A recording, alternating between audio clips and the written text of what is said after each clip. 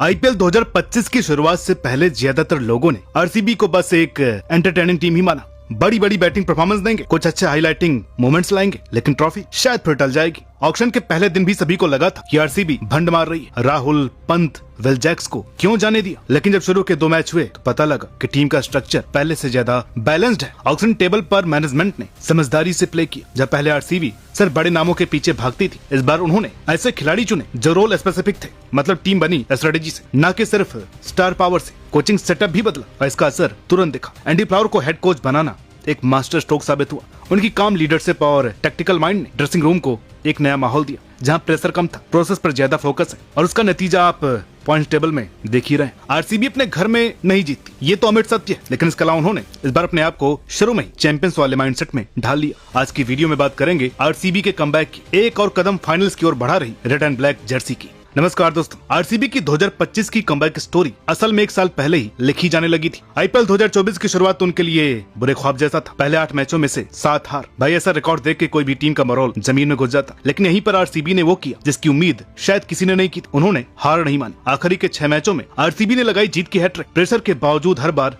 ये टीम उठी और प्लेऑफ्स तक का सफर पूरा किया। उन्होंने एक ऐसा मोमेंटम लेकर जो किसी अंडरडॉग की सबसे बड़ी ताकत बन जाता है। एलिमिनेटर में राजस्थान रॉयल्स से भले ही हार हुई, लेकिन उस मैच तक पहुंचते पहुंचते आरसीबी कुछ सीख चुका था कि रेजिलियंस क्या होता है। बॉलिंग में भी एक नया चेहरा उभरा, यश दयाल। वही यश दयाल जो कि 2023 में रिंकू सिंह के हाथों 5 छक्के खाकर हेडलाइंस में आए थे। 2024 में आरसीबी के लिए टॉप विकेट टेकर बने 15 विकेट्स के साथ। मतलब कि बंदे ने कैरेक्टर दिखाया। इस सीजन ने एक बात क्लियर कर दी थी कि सिर्फ बड़े नामों से टीम नहीं बनती, टीम बनती है माइंडसेट से, केमिस्ट्री से और एडॉप्टेबिलिटी से। और यही वो बीज थे जो 2025 के कामयाब होने की जड़ें बन गए। आइए जानते हैं क्या है वो वजह, वैसे कारण जिन्होंने आरसीबी को इस बार कामयाब तरीन टीम बना दिया है।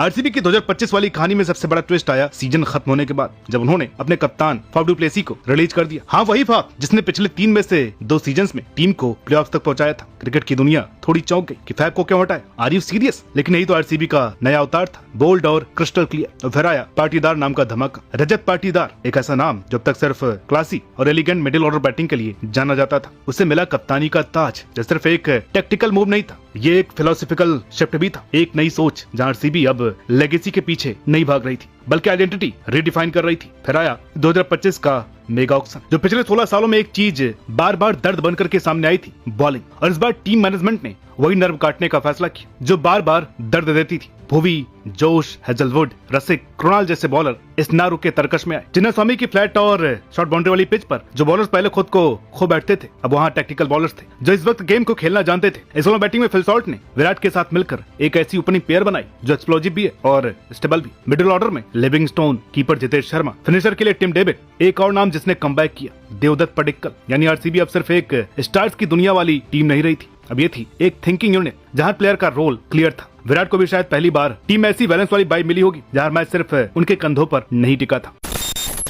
2025 के आरसीबी के सफर में अगर किसी एक इंसान की कहानी ने सबसे ज्यादा दिल छुआ तो वो थे रजत पाटीदार। एक ऐसा नाम जो ना तो किसी लग्जरी ऑक्शन टैग के साथ आया था, न ही कभी स्पॉटलाइट का हिस्सा रहा, लेकिन जब उन्होंने आईपीएल 2025 में आरसीबी की कमान संभाली तो मानो इतिहास का रुख मोड़ने वाला एक शांत तूफान कप्तान बना। विराट कोहली और फैफ जैसे करिश्माई लेजेंडरी कप्तानों के बाद रजत पाटीदार का नाम अनाउंस हुआ। रजत कोई पोस्टर बॉय कैप्टन नहीं थे, वो प्रोसेस बॉय थे। कप्तानी में सबसे मुश्किल काम होता है लेगेसी के दबाव को छांटना, लेकिन पाटीदार ने उसे कैरी नहीं किया। उन्होंने उसे डिकोड किया। प्रेशर सिचुएशंस में जहाँ पहले आरसीबी ओवरबुक हो जाती थी, वहाँ चीजें कंट्रोल में होती थी। लेकिन उनकी कप्तानी सिर्फ ड्रेसिंग रूम तक नहीं रही, बल्ले से भी पाटीदार ने खुद को साबित किया। स्पिन बॉलिंग के खिलाफ मिडिल ओवर में आरसीबी हमेशा स्ट्रगल करती थी, लेकिन पाटीदार ने वहाँ अपनी टेक्निक और टेम्परामेंट से वो भी गैप भर दिया। स्ट्राइक रोटेट करना और रिस्क फ्री स्कोरिंग, ये सब चीजें उन्हें डिपेंडेबल बनाती। उनके काम प्रेशर ने बैटिंग को ऐसा स्ट्रक्चर दिया जो पहले सिर्फ एक्सप्लोजिव हिटिंग का रिस्की गेम होता था, अब उसमें सलाहियत थी, फ्लो था और रिदम था। कई बार टीमों में 2 कप्तानों के साथ रहना आसान नहीं होता। ईगो, लेगेसी और दबाव, ये तीनों अक्सर क्लैश करते हैं, लेकिन आरसीबी में एक रेयर म्यूचुअल रिस्पेक्ट ने चीजों को मैजिक बना दिया। विराट का एग्रेशन और पाटीदार का बैलेंस दोनों मिलकर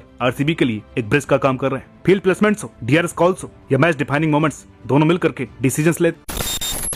आरसीबी का नाम सुनते ही एक पुरानी आवाज गूंजती थी कि बैटिंग का तो ठीक है, लेकिन बॉलिंग का क्या? हर सीजन हर एनालिसिस में ये बात दोहराई जाती थी। आरसीबी की सदाबहार प्रॉब्लम उनकी बॉलिंग। इतनी बार उनकी वीकनेस को उजागर किया गया, मानो फ्रेंचाइजीज ने भी इसे अपनी किस्मत मान लिया था। लेकिन 2025 में पहली बार ऐसा लगा कि आरसीबी ने हार नहीं मानी। उन्होंने अपनी कमजोरी को ब्लूप्रिंट में बदला। सबसे पहले बात करते हैं उस जोड़ी की जिसने अपोजिशन को नई बॉल से ही बेदम कर दिया, भुवनेश्वर कुमार और जोश हेजलवुड। भुवनेश्वर कुमार अभी तक 5 मैचेस में 6 विकेट ले चुके हैं, तो वहीं हेजलवुड 6 मैचेस में 9 कामयाबी हासिल कर चुके हैं। ये डुओ सिर्फ विकेट्स नहीं ले रहा, जब पूरे मैच के टेम्पो को भी कंट्रोल करता है, और यही टेम्पो कंट्रोल आरसीबी को पिछले कई सालों से नहीं मिल रहा था। 2024 में 15 विकेट लेने वाले एसडीएल को शायद वो फेम नहीं मिली जो डिजर्व थी, लेकिन 2025 में वो आरसीबी के लिए ट्रम्प कार्ड बन गए। न्यू बॉल से स्विंग कराना हो या फिर मिडिल ओवर में पेस ऑफ गेंदबाजी करनी हो या फिर डेथ ओवर्स में यॉर्कर्स, दयाल ने वो टूल किट बना ली थी जो किसी भी मॉडर्न टी20 टीम का सपना होती है। सबसे बड़ी बात, आरसीबी की बॉलिंग अब इंडिविजुअल ब्रिलियंस पर निर्भर नहीं है। अब ना ये होप है कि कोई एक दिन कोहली की तरह जादू कर देगा, अब है तो बस प्रिपरेशन, प्लानिंग और प्रेडिक्शन। हर मैच से पहले अपोजिशन स्पेसिफिक बॉलिंग प्लान्स बनते हैं। मिडिल ऑर्डर के खिलाफ कौन बॉलर जाएगा, पावर हिटर को कौन पेस ऑफ करेगा, लेफ्टीज को कौन एंगल से ट्रैप करेगा,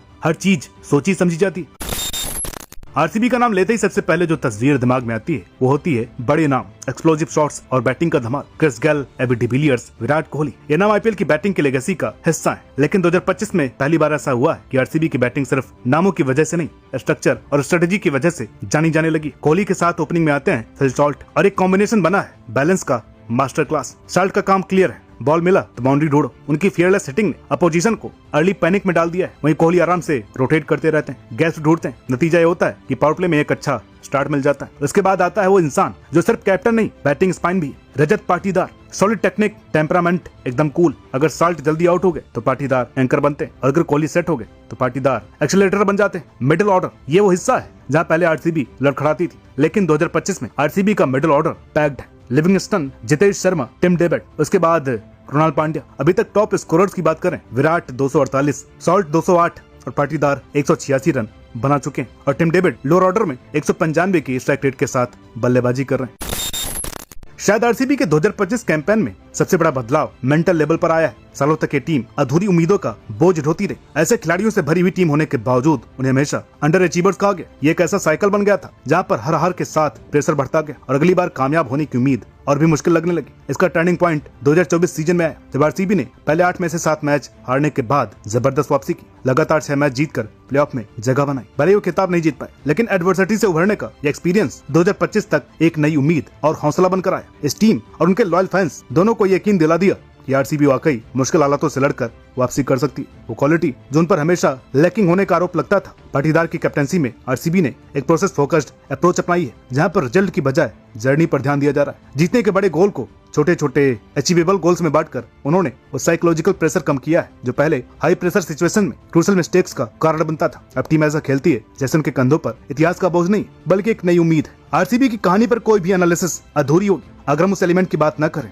जिस फ्रेंचाइजी की पहचान है, उनका फैन बेस, जिसे लॉयल्टी की मिसाल दी जाती है, जो नतीजों से नहीं जज्बातों से जुड़ी होती है। वो है आरसीबी के फैंस और उनकी अनकंडीशनल मोहब्बत। सोचिए, एक टीम जो 2016 के बाद बार बार बॉटम हाफ में रही, कभी प्लेऑफ्स के दरवाजे पर हाँफती रही तो कभी पूरे सीजन में दिशाहीन दिखी, लेकिन फिर भी स्टेडियम फुल, सोशल मीडिया पर ट्रेंडिंग। किसी ने ठीक ही कहा था, आरसीबी ने अपने फैंस की लॉयल्टी को वाकई टेस्ट किया है। अपने पैशनेट फैन बेस के साथ उनका रिश्ता भी इवॉल्व हुआ है। जहाँ कभी रेड आर्मी लगातार निराशा के बावजूद टीम के साथ खड़ी रहती थी, अब वो सपोर्ट एक शेयर्ड जर्नी में बदल चुका है, जो एक लंबे इंतजार के बाद आने वाले सक्सेस की तरफ ले जा रहा है। टीम और सपोर्टर्स के बीच ये म्यूचुअल ट्रस्ट एक ऐसा पॉजिटिव एटमॉस्फेयर बना रहा है जो परफॉर्मेंस को नर्चर करता है, प्रेशर को नहीं।